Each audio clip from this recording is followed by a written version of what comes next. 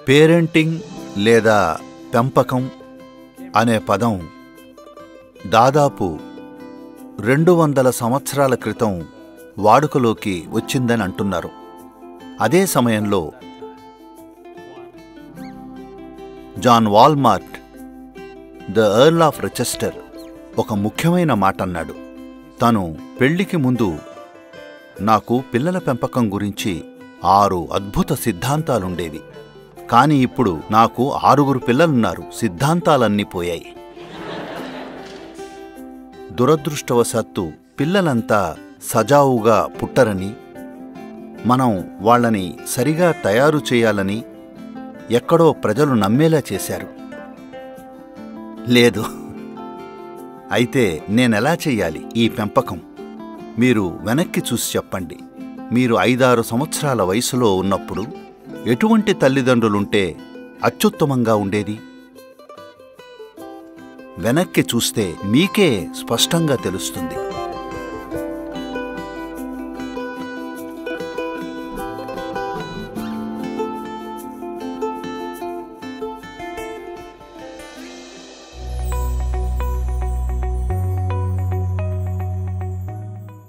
మీరు తల్లిదండ్రులైతే ముఖ్య విషయం ఏమిటంటే, దయచేసి గొప్పగా ఎత్తున నిలబడకండి. మీకున్న ఏకైక అర్హత మీరిక్కడికి కొన్ని సంవత్సరాల ముందొచ్చారు, అంతే. అదే మీరు చేసిన తప్పు, అవునా? మీరు నేను యవ్వనంగా ఉంటే బావుండు అన్నప్పుడు మీ ఉద్దేశం నేను మరీ ముందే వచ్చి తప్పు చేశాను అని. కాబట్టి పెద్దవారికున్న ఏకైక అర్హత ఇదొక్కటే. వారు యువత కంటే కొన్ని సంవత్సరాలు ముందొచ్చారు.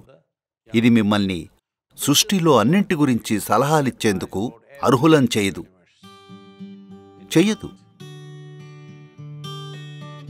మీరు యువతతో, ముఖ్యంగా చిన్నపిల్లలతో మీ అజ్ఞానాన్ని ఒప్పుకుంటే వాళ్ళు మీకు సన్నిహిత మిత్రులవుతారు. అలా చెయ్యకపోతే వారు మిమ్మల్ని పైస్థాయి వారిగా చూడాలి, తప్పదు. ఎందుకంటే అప్పుడక్కడ స్థాయిలుంటాయి. అయితే అందరికీ ఈ స్థాయి అంటే పరమచిరాకు. ఎందుకంటే పైకి చూస్తుంటే మెడనొప్పి కదా, అది ఎవరికీ ఇష్టం ఉండదు.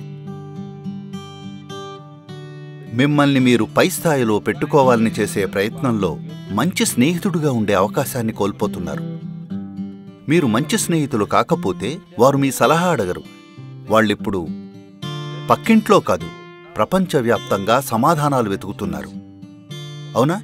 వారి స్నేహితుడు ఎక్కడున్నాడో మీకు తెలీదు. వారి స్నేహితుడు ప్రస్తుతం టింబక్ట్లో ఉన్నాడు, పక్కింట్లో కాదు. సంబంధం సాధ్యపడేది మీరు ఎత్తైన పీటపై లేనప్పుడే, నేలపై ఉన్నప్పుడే.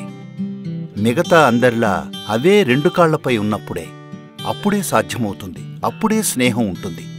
స్నేహం ఉన్నప్పుడు సరిదిద్దుకోవడానికి అవకాశం ఉంటుంది. స్నేహం లేనప్పుడు మీరేం చెప్పినా ఎలాగో ఎవరో వినరు.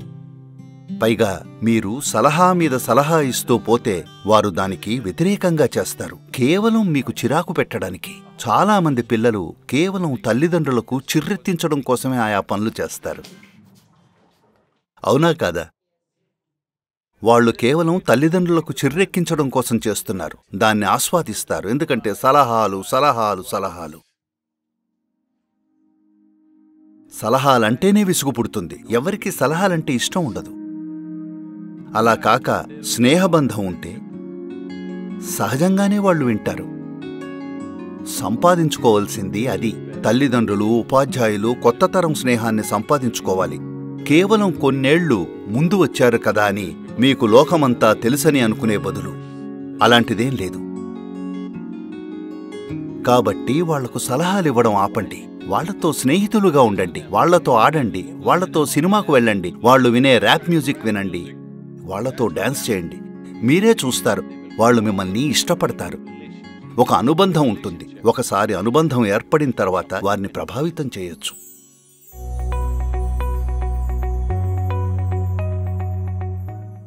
మొదట మనం అర్థం చేసుకోవాల్సిన విషయం, పిల్లవాడు అంటే అదేదో వ్యక్తిగత ప్రాజెక్టు కాదు. మనం తదుపరి తరాన్ని తయారు చేస్తున్నాం. పిల్లల్ని కనాలని నిర్ణయించుకున్నవారు పిల్లల కోసం ప్రత్యేక సమయాన్ని కేటాయించాలి. ఇక్కడ 10 నిమిషాలు అక్కడ 10 నిమిషాలు సర్దుబాటు చేయడం కాదు, పూర్తి స్థాయిలో వారి కోసం గడిపే సమయం ఉండాలి. ఎందుకంటే ఇది మనకంటే మెరుగైన తదుపరి తరాన్ని తయారు చేయడం గురించి. ప్రత్యేకంగా ఏమీ చేయాల్సిన అవసరం లేదు, ఒక్క బొమ్మ కూడా కొనాల్సిన పనిలేదు. మీరు కేవలం సమయం గడపాలి, ప్రకృతికి పరిచయం చేయాలి, వివిధ జీవజాతులకు పరిచయం చేయాలి. Various forms of creation. But కానీ కేవలం పిల్లవాడిని వదిలించుకోవడానికి వాడికి 5 ఏళ్లకే ఐప్యాడ్ కొన్నారు. చూడండి, మీరు పిల్లవాడికి 4-5 ఏళ్లకే ఐప్యాడ్ కొంటున్నారు. అది మీ ప్రేమ వల్ల అనుకోకండి, అదొక ఉపాయం పిల్లాడిని వదిలించుకోవడానికి. అంటే పిల్లవాడు ఏదో ఒకటి తెరుస్తాడు, ఐప్యాడ్లో ఏదో ఏదో ఏదో నిరంతరం జరుగుతూ ఉంటుంది. అప్పుడు మీరు మీకిష్టం వచ్చిన పని చేసుకోవడానికి ఉంటుంది. ఇలాంటి వారికి పిల్లలు అవసరమని నేను అనుకోను. మీరు సమయాన్ని కేటాయించడానికి సిద్ధంగా ఉంటే తప్ప ఈ నేరాన్ని చేయకూడదు. అవసరం లేదు, కానీ పిల్లలున్నారంటే వారికి ప్రత్యేక సమయం కేటాయించాలి. అలాగే ముందుగా మిమ్మల్ని మీరు తీర్చిదిద్దుకోవాలి. పిల్లలు మిమ్మల్ని ఆదర్శంగా చూస్తూ మీతో కలిసి ఉండడానికి ఇష్టపడే వ్యక్తిగా తీర్చిదిద్దుకోవాలి. అప్పుడు సమయాన్ని కూడా సర్దుబాటు చేయొచ్చు. వాళ్లకు మీరు నిజంగా ఆదర్శనీయులు అనిపిస్తే 5 నిమిషాలు 5 రోజులతో సమానం. 5 నిమిషాలు వారితో గడపడం 5 రోజులతో సమానం. నేర్పడానికేమీ లేదు, నేర్పడానికేముంది? జీవం గురించి పిల్లలకు తెలియంది మీకేం తెలుసని అడుగుతున్నాను. బతుకు తెరువు ఉపయోగాలు, వాటిని మరీ ముందే నేర్పొద్దు. ఇదో పెద్ద సమస్య. ఈ రోజుల్లో ఇంతకు ముందు కంటే కొద్దిగా తగ్గినట్టనిపిస్తోంది. 3 ఏళ్ల పిల్లవాడిని అడుగుతున్నారు, నువ్వేం అవ్వాలనుకుంటున్నావు? నేను పైలట్ అవ్వాలనుకుంటున్నాను, నేను కమాండో అవ్వాలనుకుంటున్నాను. ఈ రోజుల్లో అబ్బాయిలందరూ కమాండోలు అవ్వాలనుకుంటున్నారు. ఎందుకంటే వాళ్ళు ఆడే గేమ్స్ అవే.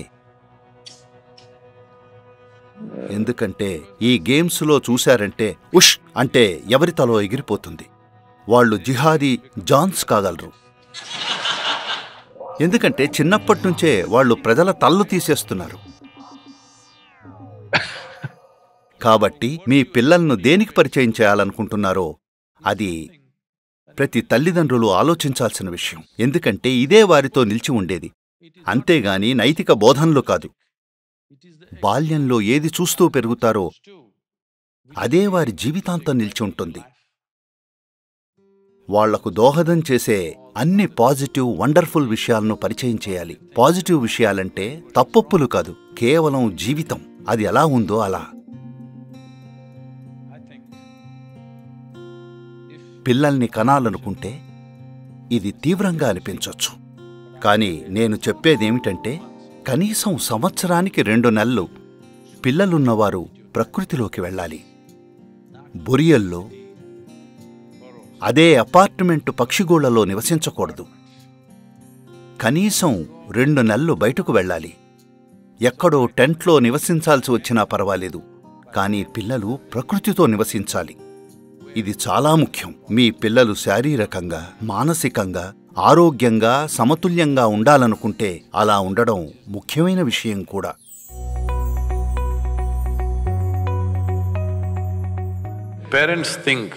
తల్లిదండ్రులు తాము చేయలేకపోయినవన్నీ తమ పిల్లల ద్వారా సాధించాలనుకుంటారు. అలాంటప్పుడు వాళ్ళు రేస్ గుర్రాలను పెంచి ఉండాల్సిందే. వాళ్లు మీ ఆశయాల కొనసాగింపు కాదు, ఖచ్చితంగా కాదు. వాళ్లలా కావలసిన అవసరం కూడా లేదు. ఇలా చేయడానికి కారణం పిల్లలు తమ సొత్తు అనుకుంటారు. లేదు, వారు మీ సొత్తు కాదు. ఈ రోజుల్లో పిల్లలు ముఖానే చెప్తున్నట్టున్నారు. పాత తరంలో ఇది చెప్పడానికి సంకోచించేవారు. ఈ తరం వాళ్లకు 10 ఏళ్లొచ్చేసరికి నేనేం చెయ్యాలో నువ్వు చెప్పాల్సిన అవసరం లేదు అంటున్నారు. అంటే దీనర్థం మీరు వాళ్లకేం చెప్పకూడదనా? లేదు, చెప్పడం మీ బాధ్యత. మీరు వాళ్ళని గైడ్ చేయకపోతే వేరెవరో చేస్తారు.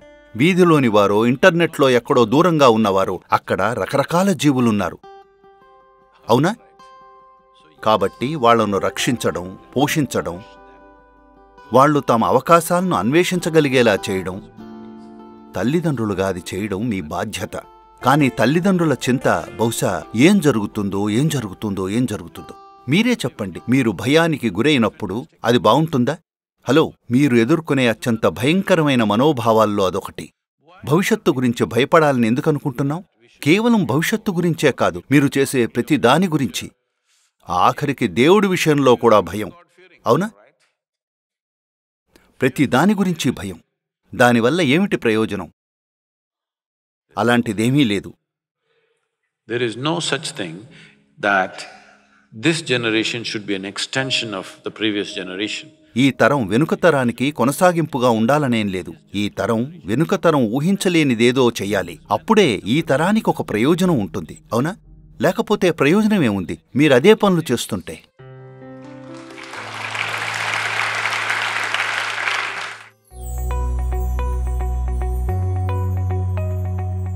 మీ పిల్లలు మీరిచ్చే సజెషన్లు వినాలని కోరుకుంటే వాళ్లను డిసిప్లిన్ చేయాలని ప్రయత్నించకండి. వాళ్లను డిసిప్లిన్ చేయడానికి ప్రయత్నించి అది ఫలితాలనిస్తే దురదృష్టవశాత్తు దానర్థం మీ పిల్లలు తెలివి తక్కువ వాళ్లని. వాళ్ళు తెలివైన వాళ్లైతే అది పనిచేయదు. నిజంగా, అవునా? మీకిదిష్టం లేదా? వాళ్ళు ఉత్త తెలివిలేని నిస్సహాయ పిల్లలైతేనే అది పనిచేస్తుంది. లేదంటే మీ మాయదారి డిసిప్లిన్ పనిచేయదు. అవును, అప్పుడప్పుడు మీరు కొంచెం అధికారం చూపొచ్చు, కాని ఆ హక్కు కూడా మీకు వచ్చేది మీరు అనుబంధాన్ని ఏర్పరచుకున్నప్పుడే. మీరు చాలా సన్నిహితమైన స్నేహపూర్వకమైన అనుబంధం ఏర్పరచుకున్నారు. కాబట్టి కొన్ని విషయాల్లో మీరు పెద్దవారనే భాగ్యాన్ని ఉపయోగించి అధికారం చూపచ్చు, కాని వారిని డిసిప్లిన్ చేస్తూ పోకూడదు. మీ మనసు నుండి ఆ ఆలోచనను తీసేయాలి, ఎందుకంటే అది పనిచేయదు. వాళ్లకు మీ డిసిప్లిన్ నచ్చకపోతే అప్పుడు కేవలం కొన్ని నెలలే పడుతుంది వాళ్లకు మీరు నచ్చకపోవడానికి. కొన్ని సంవత్సరాలకు వాళ్లు మీ డిసిప్లిన్ను ద్వేషిస్తే అప్పుడు మీరు అర్థం చేసుకోవాలి, అంతేకాలానికి వాళ్లు మిమ్మల్ని కూడా ద్వేషిస్తారు. అందులో సందేహమే లేదు, అవునా? కాబట్టి మిమ్మల్ని ఆ పరిస్థితికి తెచ్చుకోకండి. అతి ముఖ్యమైన విషయమేమిటంటే వారికి ఆనందకరమైన, ప్రేమపూర్వకమైన, స్ఫూర్తిదాయకమైన వాతావరణాన్ని అందించటం. నిలబడి తన పూర్తి సామర్థ్యాన్ని తెలుసుకునేలా స్ఫూర్తిని నింపే వాతావరణం. ఈ వాతావరణం ఇవ్వగలిగితే మీరు డిసిప్లిన్ చేయడం గురించి నిజంగా చింతించాల్సిన అవసరం లేదు. డిసిప్లిన్ దానంతట అదే జరుగుతుంది. డిసిప్లిన్ అంటే నియంత్రణ కాదు. డిసిప్లిన్ అంటే తెలుసుకోవడంపై దృష్టి పెట్టడం. ఇంగ్లీష్లో డిసిప్లిన్ అంటే నేర్చుకోవడం లేదా తెలుసుకోవడం.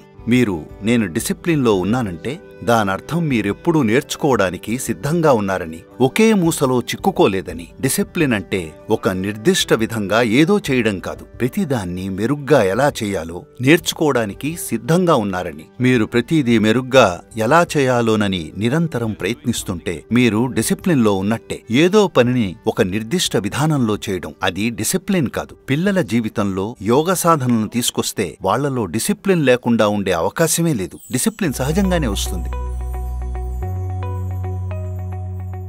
ప్రస్తుత విద్యా వ్యవస్థల్లో ఇదే అసలైన తప్పు లేదా ప్రాథమిక లోపం.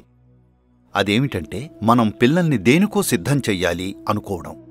లేదు, దేనికి సిద్ధం చేయాల్సిన అవసరం లేదు, వారిని ఫ్లెక్సిబుల్గా చేయాలంతే. అలాగే వాళ్ల తెలివికి పదును పెట్టాలి, అవగాహనకు పదును పెట్టాలి. ఏది అవసరమో అది చెయ్యాలి. ఒకే విషయమేమిటంటే మానవ మేధస్సును ఏ విధంగా తయారు చేయాలంటే అది ఫ్లెక్సిబుల్గా ఉండాలి. అలాగే చుట్టూ ఉన్నదాన్ని త్వరగా గ్రహించగలగాలి. అవగాహన ఇంకా తెలివికి పదును పెట్టాలి. కాని మీరొక కాంక్రీట్ బ్లాక్ అవ్వకూడదు.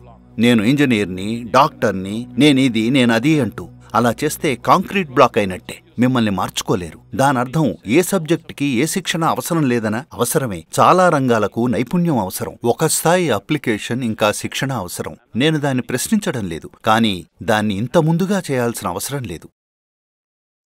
ప్రస్తుతం 3-4 ఏళ్ల నుంచే ఇలా అంటున్నారు, నేను ఐటీ ఇంజనీర్ని అవుతాను, నేను స్టార్టప్ పెడతాను.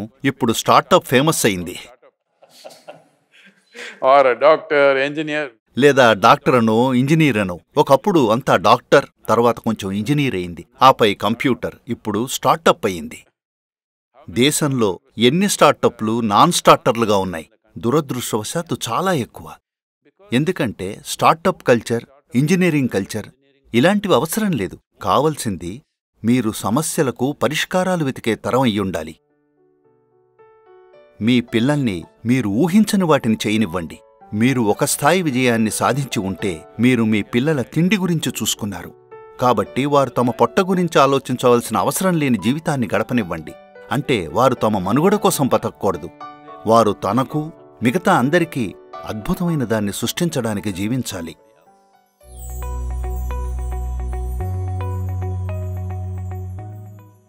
నిన్ననే ఎవరో నన్ను ఏదో సమావేశంలో, సద్గురు, నాకు 14 ఏళ్ల అబ్బాయి ఉన్నాడు. 14 ఏళ్ల అబ్బాయి అంటే సమస్య నాకు తెలుసు. ఎందుకంటే ఒకప్పుడు నేను 14 ఏళ్ల అబ్బాయినే. అవును, నాకు తెలుసు తన సమస్య అని. ఆ స్త్రీ కన్నీళ్లతో, నాకు 14 ఏళ్ల అబ్బాయి ఉన్నాడు. నాకు అర్థమైంది. ఇంకేమీ చెప్పకండి, నాకు అర్థమైంది. 14 ఏళ్ల అబ్బాయి. కాబట్టి విషయం ఏమిటంటే, మీకు బిడ్డ ఉన్నప్పుడు, చిన్న శిశువుగా ఉన్నప్పుడు మూ మూ మూ మూ తనంటే మీకు ప్రేమ. ఎందుకంటే మీరు తన్ని అటు తిప్పి ఇటు తిప్పి మీరు కోరిన విధంగా ఆడుకోవచ్చు. అవునా? తర్వాత 3 ఏళ్లు వచ్చాయి. వాళ్ళు అంతటా పాకుతుంటారు. మీరు కూడా వాళ్లతో పాటు పాకారు, బిడ్డతో ఆడారు, వాళ్ళలా మాట్లాడ్డానికి ప్రయత్నించారు. అంతా బావుంది. తర్వాత నిలబడ్డాడు. ఇప్పుడతను 14 ఏళ్ల అబ్బాయి అయ్యాడు. దానర్థం ఏమిటంటే, అతను తన సొంత వ్యక్తిగా ఉండటానికి ప్రయత్నిస్తున్నాడు. పెద్దల్లో ఒకడు కావాలనుకుంటున్నాడు, తొందరపడుతున్నాడు. కాని మీరు ఇంకా అతనితో మూ మూ మూ మూ అనాలనుకుంటున్నారు. 2-3 ఏళ్లప్పుడు మీరతనితో పాకినప్పుడు తను కూడా దాన్ని ఆస్వాదించాడు. కాని ఇప్పుడు అతను ఊగులాడాలనుకుంటున్నాడు. మీరు కూడా అతనితో ఊగాలి. కాని మీరింకా పాకాలనుకుంటున్నారు. మీరింకా మూమూమూమూ అని ముద్దు చేయాలనుకుంటున్నారు. అదలా పనిచేయదు. మీ పిల్లలకు మీరు విలువైన వారవ్వాలి అనుకుంటే, వాళ్ళు మీ స్వంత పిల్లలైనా లేదా వాళ్ళు మీ దగ్గర చదువుతున్నా, అత్యంత ముఖ్యమైన విషయం ఏమిటంటే, వాళ్ళు మిమ్మల్ని చూసినప్పుడు వావ్, నేనలా ఉండాలి అనుకోవాలి. అవునా? మీరలాంటి వ్యక్తిగా మారాలి. మీరేం చెప్పాల్సిన అవసరం లేదు. అలాంటి వ్యక్తిగా మారండి. అందరూ మీలా ఉండాలనుకునేలా. మీరు వాళ్లలా డాన్స్ చేయడం, వాళ్లలా పాడటం, వాళ్లలా మాట్లాడటం నేర్చుకోవాలి. అప్పుడు వాళ్ళు వావ్, నేనిలా ఉండాలి అంటారు. ఒకసారి వాళ్ళు మీలా ఉండాలనుకున్నారంటే దాన్ని సాధించడంలో ఎలాంటి సమస్య ఉండదు. అవునా? చాలా సులభం. కాబట్టి వాళ్ళు మీతో ప్రేమలో పడేలా చెయ్యాలి. ఏదో డిమాండ్ చేయడం కాదు, వాళ్ళు మీతో ప్రేమలో పడేలా చెయ్యాలి. మీరు చేయాల్సిందిదే. ఎవరైనా మీతో ప్రేమలో పడాలంటే మీరేం చెయ్యాలి? మీరు కొంచెం ప్రకాశించాలి. హలో, అవునా కాదా? మీరు కొంచెం ప్రకాశించాలి.